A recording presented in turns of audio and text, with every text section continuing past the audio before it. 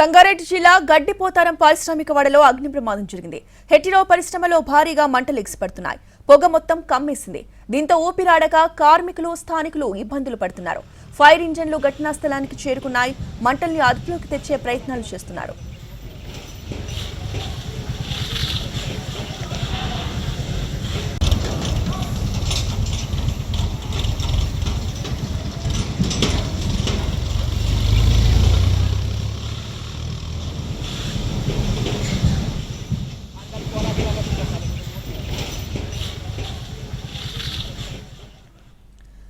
సంగారెడ్డి జిల్లా గడ్డిపోతారం పారిశ్రామిక వాడలో అగ్ని ప్రమాదం జరిగింది.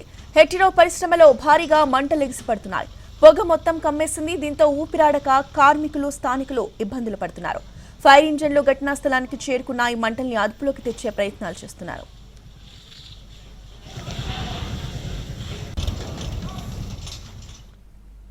ఈ అగ్ని ప్రమాదానికి సంబంధించిన అప్డేట్స్ మా ప్రతినిధి శ్రీనివాస్ అందిస్తారు. శ్రీనివాస్, ఈ అగ్ని ప్రమాదంలో ఎవరైనా చిక్కుకున్నారా? ఎలా ఉంది అక్కడ సిచ్యువేషన్?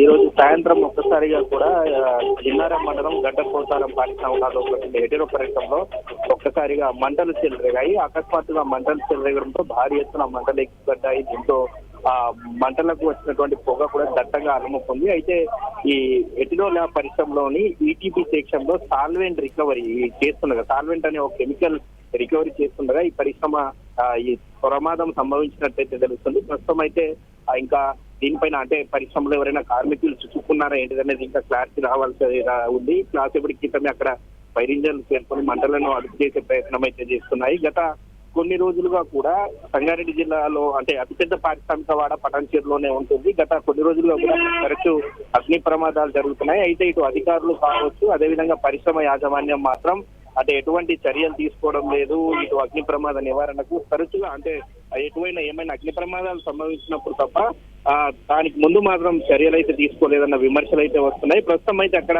ఒక 4 ఫైర్ ఇంజన్లు అయితే చేరుకొని మంటలను అదుపు తెచ్చే ప్రయత్నం అయితే చేస్తున్నాయి. అయితే కార్మికులు ఎవరైనా చిక్కుకున్నారా లేదా అనేది మాత్రం మనకి క్లారిటీ రావాల్సి ఉంది. Right, thank you Srinivas.